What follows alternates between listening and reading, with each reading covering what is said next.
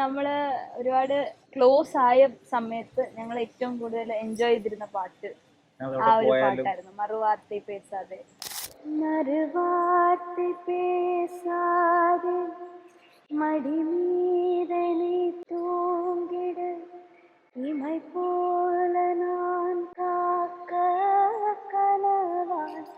நீ மாறிடு, மயில் தோகை போலே விரலுன்னை வருடும், மனப்பாடமாயுரையாடல் நிகழும், விழிநீரும் நீராக இமை தாண்ட கூடாதென துளியாக நான் சேர்த்தேன், கடலாக கண்ணானது மறந்தா